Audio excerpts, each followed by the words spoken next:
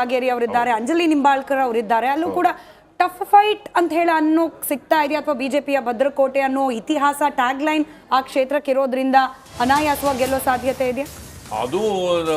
ಅದು ಈಗಲೇ ಹೇಳೋದಕ್ಕೆ ಆಗ್ತಾ ಇಲ್ಲ. ಒಂದು ದೊಡ್ಡ ಗುಂಪು ಸಾಮಾನ್ಯವಾಗಿ ಲೋಕಸಭಾ ಚುನಾವಣೆ ಅಂತಿದ್ದಂಗೆನೆ ಅದೇ ಅಖಾಡಕ್ಕೆ ಇಳಿತಿದ್ದಂತಹ ನೀವು ಹೇಳ್ತಾ ಇರುವಾಗ್ಲೇನೆ ಅಂಜಲಿ ನಿಂಬಾಳ್ಕರ್ ಅವರ ಕುರಿತಾದ ಬ್ರೇಕಿಂಗ್ ನ್ಯೂಸ್ ಬರ್ತಾ ಇದೆ. ಉತ್ತರ ಕನ್ನಡ ಕ್ಷೇತ್ರದಲ್ಲಿ ಖಾನಾಪುರ ನಿಟ್ಟೂರು ಮತಗಟ್ಟೆ ಹತ್ರ ಅವರು ಕಾಂಗ್ರೆಸ್ ಪಕ್ಷದ ಶಾಲು ಚಿಹ್ನೆ ಧರಿಸಿಕೊಂಡು ಹೋಗಿ ವೋಟ್ ಮಾಡಿದ್ದಾರೆ. ಉಲ್ಟಾ ಆಗಿದೆ ಅಂದ್ರೆ ಬಿಜೆಪಿಯ ಕೇಸರಿ ಶಾಲ್ ಏನೋ ಹಾಕೊಂಡು ಬಂದಿದ್ದಕ್ಕೆ ಇವ್ರು ಕಿಡಿಕಾರಿದ್ದಾರೆ. ಪ್ರಚಾರಕ್ಕೆ ಅವಕಾಶ ಕೊಟ್ಟು ಚುನಾವಣಾಧಿಕಾರಿ ತರಾಟೆಗೆ ತಗೊಂಡಿದ್ದಾರೆ. ಶಾಲು ಚಿಹ್ನೆ ಧರಿಸಿ ಮತಗಟ್ಟೆ ಬಳಿ ಪ್ರಚಾರ ಮಾಡಿರೋದು ಕಾಂಗ್ರೆಸ್ ಅಭ್ಯರ್ಥಿ ಅಂಜಲಿ ನಿಂಬಾಳ್ಕರ್ ಕಿಡಿಕಾರಿದ್ದಾರೆ ಅನ್ನುವಂಥ ಅಪ್ಡೇಟ್ ಬರ್ತಾ ಇದೆ. ಓಕೆ, ಯಾರೂ ಕೂಡ ಯಾವುದೇ ಪಕ್ಷದ ಶಾಲು ಚಿಹ್ನೆ ಹಾಕೊಂಡು ಅದ್ರ ಹತ್ರ ಹೋಗಬಾರ್ದು, ಮತಗಟ್ಟೆ ಹತ್ರ ಹೋಗಬಾರ್ದು. ಮತದಾನ ಯಾವಾಗಲೂ ಪಕ್ಷಾತೀತವಾಗಿ ನ್ಯೂಟ್ರಲ್ ಆಗಿ ಅಲ್ಲಿ ಹೋಗಬೇಕು. ಯಾವುದೇ ಪಕ್ಷದ ರಾಜಕಾರಣಿಗಳಿದ್ರೂ ಕೂಡ ಅಲ್ಲಿ ತಮ್ಮ ಪಕ್ಷದ ಶಾಲ್ ಇರ್ಬೋದು, ಚಿಹ್ನೆ ಇರ್ಬೋದು, ಅದೆಲ್ಲ ಹೊರಗಡೆ ಪ್ರಚಾರದ ಸಮಯದಲ್ಲಿ ಮಾಡೋಕ್ಕಿರುವಂಥದ್ದು. ಮತದಾನದ ದಿನ ಮತಗಟ್ಟೆಗೆ ಹಾಕೊಂಡು ಹೋಗೋಕ್ಕಿರುವಂಥದ್ದಲ್ಲ. ಮತದಾನ ಬಹಳ ಬಹಳ ಪ್ರಾಮಾಣಿಕವಾಗಿ ನಡಿಬೇಕಾಗಿರುವಂಥದ್ದು, ಬಹಳ ನಿಷ್ಪಕ್ಷಪಾತವಾಗಿ ನಡಿಬೇಕಾಗಿರುವಂಥದ್ದು. ಅಲ್ಲಿ ಬಿಜೆಪಿ ಕಾರ್ಯಕರ್ತರು ಮೋಸ್ಟ್ಲಿ ಶಾಲು ಮತ್ತೆ ಚಿಹ್ನೆ ಧರಿಸಿ ಬಂದಿದ್ದಕ್ಕೆ as you rightly said Anjali Nimbalkar ಕಿಡಿಕಾರಿದ್ದಾರೆ. ಸರ್, ಆ ಕ್ಷೇತ್ರದ ಬಗ್ಗೆ ಹೇಳ್ತಾ ಇದ್ರಿ. ಒಂದು ದೊಡ್ಡ ಪಡೆ, ಬಿಜೆಪಿಯ ದೊಡ್ಡ ಪಡೆಯಲ್ಲಿ ಅಖಾಡಕ್ಕೆ ಇಳಿದಿಲ್ಲ, ಕ್ಯಾಂಪೇನಿಗೆ ಇಳಿದಿಲ್ಲ.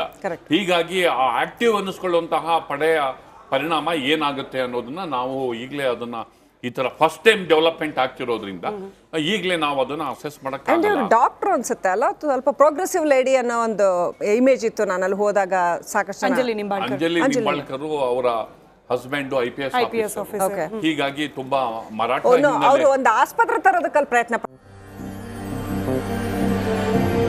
ನನ್ನ ನೆಲದ ಭಾಷೆಯು ದೂರ ಬಲು ದೂರ, ಈ ಮನಕಂತೂ ದಾರಿ ತೋರುತ್ತಿದೆ. ಆ ಭಾಷೆಯದೇ ಬೆಳಕು ಬೆಳಕುವ ಬೆಳಕು ಬೆಳಕುವ. ದೂರ ಎಷ್ಟೇ ಹೋಗಿ ಈ ಭಾಷೆಯಿಂದ ದೂರವಾಗಲಾರಿರಿ. ವಿಮಲ್, ನಮ್ಮ ಭಾಷೆ ಕೇಸರಿ.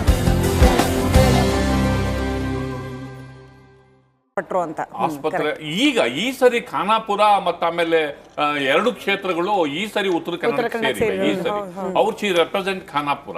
ಆಮೇಲೆ ಮರಾಠ ವೋಟರ್ಗಳ ಮೇಲೆ ಅವರಿಗೆ ಸಾಕಷ್ಟು ಹಿಡ್ತಾ ಇದೆ ಅನ್ನೋ ಮತ್ತು ಕೆಲವು ಸ್ಟೇಟ್ಮೆಂಟ್ಗಳ ಕಾರಣಕ್ಕೂ ಕೂಡ ಅವ್ರ ಕಾಂಟ್ರವರ್ಸಿ ಕ್ರಿಯೇಟ್ ಆಯ್ತಲ್ಲಿ.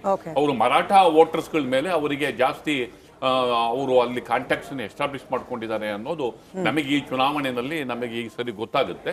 ಹೀಗಾಗಿ ಅನಂತ್ ಕುಮಾರ್ ಹೆಗಡೆ ಅವರು ಬರೀ ಬಿಜೆಪಿ ಅಷ್ಟೇ ಅಲ್ಲ, ಕಾಂಗ್ರೆಸ್ನ ಒಂದು ಬಣದ ಸಪೋರ್ಟ್ ನೊಂದಿಗೆ ಕೂಡ ಗೆದ್ದು ಬರ್ತಿದ್ರಲ್ಲಿ. ಮುಖ್ಯವಾಗಿ ಕಾಂಗ್ರೆಸ್ನ ಪ್ರಭಾವಿ ನಾಯಕರೇ ಕೆಲವು ಸರಿ ಅವ್ರ ಜೊತೆಗೆ ನಿಲ್ತಾ ಇದ್ರಲ್ಲಿ, ಹಿರಿಯ ನಾಯಕರು. ಅವರ ಗೆಲುವಿಗೆ ಅದು ಕೂಡ ಕಾರಣ ಆಗಿತ್ತು. ಆದ್ರೆ ಈ ಬಾರಿ ಕಾಂಗ್ರೆಸ್ನ ಪ್ರಭಾವಿ ನಾಯಕರು ಯಾವ ರೀತಿ ಅಂಜಲಿ ನಿಂಬಾಳ್ಕರ್ಗೆ ಸಪೋರ್ಟ್ ಮಾಡ್ತಾರೆ ಅಥವಾ ವಿಶ್ವೇಶ್ವರ ಹೆಗಡೆ ಕಾಗೇರಿಗೆ ಏನಾದ್ರು ಅವ್ರೇನಾದ್ರು ಇದಾರ ಅನ್ನೋದು ಅದ್ರ ಮೇಲೂ ಕೂಡ ಆ ಚುನಾವಣೆ ಪರಿಣಾಮ ಬೀರುತ್ತೆ.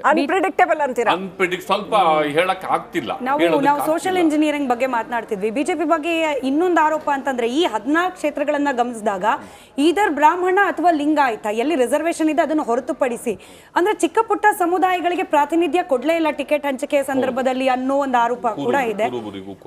ಅದು ಆರೋಪ ಅಷ್ಟಕ್ಕೆ ಸೀಮಿತವಾಗುತ್ತೆ ಅಥವಾ ಇನ್ಫ್ಲೂಯೆನ್ಸ್ ಆಗುತ್ತೆ? ಯಾಕಂದ್ರೆ ನಾವೆಲ್ಲ ಕೌಂಟ್ ಮಾಡಿದ್ರೆ 12 to 20% ವೋಟ್ ಆ ಸಮುದಾಯಗಳದ್ದು ಕೂಡ ಇದ್ದೇ ಇರುತ್ತೆ. ಖಂಡಿತ ಇನ್ಫ್ಲೂಯೆನ್ಸ್ ಆಗುತ್ತೆ, ಡಿಸಿಸಿವ್ ಫ್ಯಾಕ್ಟರ್ ಆಗುತ್ತದೋ. ಬರೀ ಪ್ರಭಾವ ಅಷ್ಟೇ ಅಲ್ಲ, ಕೆಲವು ಪ್ರದೇಶಗಳಲ್ಲಿ ಅದು ನಿರ್ಣಾಯಕವಾದಂತಹ ಸಂಗತಿನೇ ಆಗುತ್ತೆ. ಈಗ ನೀವು ಆ ಸಂಗತಿ ಎಲ್ಲಿ ಅಂತಂದ್ರೆ ನೀವು ಧಾರವಾಡ ತಗೊಳ್ಳಿ, ನೀವು ಬೇರೆ ಬೇರೆ ಕಡೆ ಎಲ್ಲೂ ಕೊಟ್ಟಿಲ್ಲ, ಅದು ಧಾರವಾಡದಲ್ಲಿ ಇಂಪ್ಯಾಕ್ಟ್ ಆಗುತ್ತೆ. ಅಥವಾ ಇನ್ನೆಲ್ಲೋ ಕೊಡದಲ್ಲೇ ಇದ್ದಿದ್ದು ಆ ಸಮುದಾಯ ಜಾಸ್ತಿ ಇರುವ ಬೇರೆ ಕಡೆ ಇಂಪ್ಯಾಕ್ಟ್ ಆಗುತ್ತೆ. ಹೀಗಾಗಿ ಅದು ಬರೀ ಪರಿಣಾಮ ಅಷ್ಟೇ ಅಲ್ಲ, ನಿರ್ಣಾಯಕ ಸಂಗತಿ ಕೂಡ ಕೆಲವು ಲೋಕಸಭಾ ಕ್ಷೇತ್ರಗಳ ಮಟ್ಟಿಗೆ ಅದು ಖಂಡಿತ ಆಗುತ್ತೆ. ಹೀಗಾಗಿ ಒಟ್ಟು ಲಿಂಗಾಯತ ಸಮುದಾಯ ಮತ್ತು ವುಮೆನ್ ವೋಟ್ ಬ್ಯಾಂಕ್ ಇವೆರಡು ದೊಡ್ಡ ಪ್ರಮಾಣದಲ್ಲಿ ಈ ಚುನಾವಣೆ. ಇನ್ನೊಂದು ಬಹಳ ಕ್ಯೂರಿಯಾಸಿಟಿ, ದಾವಣಗೆರೆ ಹೇಗೆ ನೋಡ್ತೀರಾ ಸರ್ ನೀವು? ಇಬ್ಬರು ಮಹಿಳೆಯರ ಒಂದು ಫೈಟ್ ಮತ್ತೆ ಅಲ್ಲಿ ಆಲ್ರೆಡಿ ಒಂದು ವೋಟ್ ಬ್ಯಾಂಕ್ ಇದೆ, ತುಂಬಾ ಕ್ಲಿಯರ್ ಆಗಿ ಹೇಳಕ್ಕಾಗಲ್ಲ. ಮತ್ತೆ ಲಿಂಗಾಯತ ಫ್ಯಾಕ್ಟರ್ ಏನು ನಾವು ಇಷ್ಟ ತನಕ ಡಿಸ್ಕಸ್ ಮಾಡ್ತಾ ಇದ್ವಿ, ಮೇಜರ್ ಡಿಸಿಸಿವ್ ಫ್ಯಾಕ್ಟರ್ ಅಲ್ಲಿ ಹೇಗೆ ನೋಡ್ತೀರಾ? ಅಲ್ಲಿ ಬಂಡಾಯ ಅಭ್ಯರ್ಥಿಯಾಗಿ ವಿನಯ್ ಕುಮಾರ್ ಅವ್ರು ನಿಂತಿರೋದ್ರಿಂದ ಅವರು ಒಂದು ಮೊನ್ನೆ ರ್ಯಾಲಿ ಒಂದು ನಡೆಸಿದ್ರು ಸರ್, 1 ಲಕ್ಷಕ್ಕಿಂತ ಜಾಸ್ತಿ ಜನ ಅವ್ರ ಹಿಂದೆ ವೋಟ್ ಆಗಿ ಕನ್ವರ್ಟ್ ಆಗುತ್ತಾ ಗೊತ್ತಿಲ್ಲ. ಪ್ರಿಯಾಂಕಾ ಜಾರಕಿಹೊಳಿ ಅವ್ರು ಮಾತನಾಡ್ತಿದ್ದಾರೆ, ವೋಟ್ ಹಾಕಿ ಬಂದು ಚಿಕ್ಕೋಡಿಯ ಕಾಂಗ್ರೆಸ್ನ ಅಭ್ಯರ್ಥಿ. ಕೇಳಿಸ್ಕೊಳ್ಳೋಣ. ಇವತ್ತು 2ನೇ ಸತೆ 3ನೇ ಸತೆ ನಾನು ವೋಟ್ ಹಾಕಿದ್ದೀನಿ. ಮತ್ತು ಎಲ್ಲ ನಮ್ಮ ಕಾಂಗ್ರೆಸ್ ಪಕ್ಷದ ವತಿಯಿಂದ ಎಲ್ಲ ರೆಸ್ಪಾನ್ಸ್ ಚೆನ್ನಾಗಿದೆ.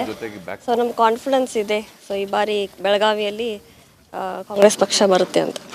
ಚಿಕ್ಕೋಡಿ ಬೆಳಗಾವಿ ಆಯಿತು, ಚಿಕ್ಕೋಡಿ ಆಯಿತು. ಚಿಕ್ಕೋಡಿ ಎಷ್ಟು ಲೀಡಲ್ಲಿ ನಿಮಗೆ ವಿಶ್ವಾಸ ಇದೆ? 1 ಲಕ್ಷ ಚಿಕ್ಕೋಡಿಯಿಂದ 1 ಲಕ್ಷ ಮತಗಳು. ಸೊ ಹೇಗೆ ನಡೀತಿದೆ ಮೇಡಮ್ ಮತದಾನ ಎಲ್ಲ ಚೆನ್ನಾಗಿದೆ. ಈಗ ಮತ್ತೆ ನಾನು ಎಲ್ಲ ಕಡೆ ಹೋಗ್ತೀನಿ, ವಿಸಿಟ್ ಮಾಡ್ತೀನಿ ಎಲ್ಲ ಬೂತ್ಗಳಲ್ಲಿ. ಸೊ ತಂದೆಯವರು ಹೇಳಿದ್ದಾರೆ ಎಲ್ಲರೂ ಎಲ್ಲ ಬೂತ್ಗಳಿಗೆ ಹೋಗಿ ವಿಸಿಟ್ ಮಾಡಿ ಅಂತ. ಸೊ ಈಗ ಖಂಡಿತ ನಾನು ಹೋಗ್ತೀನಿ. ಆ ಸೈಡೆಲ್ಲ ಈಗ ರೂಟ ಹಾಕಿದ್ದೀನಿ, ಹೋಗಿ ಬರ್ತೀನಿ. ನೀವು ಹೋಗಿದ್ದ ಕಡೆ ಎಲ್ಲ ಜನರ ಪಲ್ಸ್ ಹೇಗಿತ್ತು? ಚೆನ್ನಾಗಿದೆ. ಎಲ್ಲ ವೋಟರ್ಸ್ ಕೂಡ ನಾನು ಅಪೀಲ್ ಮಾಡ್ತೀನಿ, ಎಲ್ಲರೂ ಯುವಕರು ಕೂಡ ಫಸ್ಟ್ ಟೈಮ್ ವೋಟರ್ಸ್ ಇದ್ದರೆ ತಾವು ಬಂದು ನಿಮ್ಮ ಹಕ್ಕನ್ನು ಚಲಾಯಿಸಿ ಅಂತ ನಾನು ಹೇಳಲಿಕ್ಕೆ ಬಯಸ್ತೇನೆ. ಎಸ್ ನೋಡಿ, ಜಾರಕಿಹೊಳಿ ಈಗ ತಾನೇ ಮತದಾನವನ್ನು ಮಾಡಿ ಹೋಗ್ತಾ ಇದ್ದಾನೆ. ಅವ್ರನ್ನ ಮಾತನಾಡಿಸುವಂಥ ಪ್ರಯತ್ನ ಮಾಡ್ತೀವಿ. ಮೇಡಮ್ ನಮಸ್ತೆ. ಮೇಡಮ್, ಈಗಾಗಲೇ ಮತದಾನ ಮಾಡಿದ್ರಿ, ಇದು ಎಷ್ಟನೇ ಬಾರಿ ಮತದಾನ ಮಾಡ್ತಿರೋದು ಮೇಡಮ್? ಇದು 3ನೇ ಬಾರಿ ಸರ್. ಫಸ್ಟ್ ಟೈಮಲ್ಲಿ ತಂದೆಯವ್ರ ಬಾಯ್ ಎಲೆಕ್ಷನ್ ಇತ್ತಲ್ಲ, ಸೊ ಅವಾಗ ಮಾಡಿದ್ದೆ. ಮತ್ತು ಹೋದ ಸರ್ತೆ ಅಸೆಂಬ್ಲಿ ಎಲೆಕ್ಷನ್ ಇತ್ತು. ಸೊ ಇದು ಮತ್ತು 3ನೇದಾಯಿತು. ಈಗ ಮುಂಚೆ ನೀವು ವೋಟ್ ಮಾಡೋದಕ್ಕೂ ಅಭ್ಯರ್ಥಿಯಾಗಿ ವೋಟ್ ಮಾಡೋದಕ್ಕೂ ಏನು ವ್ಯತ್ಯಾಸ ಅಂತ ಅನಿಸ್ತಾ ಇದೆ? ಭಾಳ ಒಂದು ಲರ್ನಿಂಗ್ ಎಕ್ಸ್ಪೀರಿಯನ್ಸ್ ಇದೆ ರೀ. ಮೊದಲನೇದಾಗಿ ಫಸ್ಟ್ ತಂದೆಯವ್ರ ಪರವಾಗಿ ನಾನು ಪ್ರಚಾರ ಮಾಡ್ತಿದ್ದೆ. ಸೊ ಈಗ ಭಾಳ ಡಿಫ್ರೆನ್ಸ್ ಇದೆ. ಸೊ ಎಲ್ಲ ಲರ್ನಿಂಗ್ ಎಕ್ಸ್ಪೀರಿಯನ್ಸ್ ಇದು. ನಮ್ಮ ದೇಶದ ಅತಿ ದೊಡ್ಡ ಚುನಾವಣೆ, ಇದು ಪ್ರೊಸೆಸ್ ಹೇಗೆ ನಡೀತೆ, ಸೊ ಅದೆಲ್ಲ ನಾನು ಬರೀ ಟೆಕ್ಸ್ಟ್ ಬುಕ್ಸಲ್ಲಿ ಓದ್ತಾ ಇದ್ದೆ. ಸೊ ಈಗ ಕಣ್ಣಾರೆ ನೋಡಿದ್ದೀನಿ. ಸೊ ಭಾಳ ಹೆಮ್ಮೆ ಅನಿಸುತ್ತೆ. ಅದು ಕೂಡ ಅಭ್ಯರ್ಥಿಯಾಗಿ, ಅದ್ರ ಕೂಡ ಅಣ್ಣಾ ಸಾಹೇಬ್ ಜೊಲ್ಲೆ ಅಂತ ಘಟಾನುಘಟಿ ಅಭ್ಯರ್ಥಿಯನ್ನು ಫೇಸ್ ಮಾಡ್ತೀನಿ ಅಂತ ನಿಮ್ಗೆ ಅನ್ಸುತ್ತಾ? ಈಗಾಗಲೇ ನಾವು ಕಂಟೆಂಡರ್ ಇದ್ದಾರೆ. ಸೊ ಖಂಡಿತವಾಗಿ ನಾವು ಕಾನ್ಫಿಡೆನ್ಸ್ ಇದೆ ಬರ್ತೀವಂತ. ಜನರ ನಾಡಿ ಮಿಡಿತ ಏನು ಹೇಳ್ತಾ ಇದೆ? ಅಲ್ಲಿ ಇಲ್ಲಿ ಓಡಾಡಿರ್ತೀರಾ, ಇವತ್ತು ಕೂಡ ಓಡಾಡಬೇಕು ಅಂತಿದ್ದೀರಾ, ಏನು ಹೇಳ್ತೀರಾ? ಎಲ್ಲ ಚೆನ್ನಾಗಿದೆ ರೀ. ಸೊ ರೆಸ್ಪಾನ್ಸ್ ಇವತ್ತು ಸಾಕಷ್ಟು ಜನ ಮತದಾರರು ಬರ್ತಾರೆ ಅಂತ ನನಗೆ ನಿರೀಕ್ಷೆ ಇದೆ.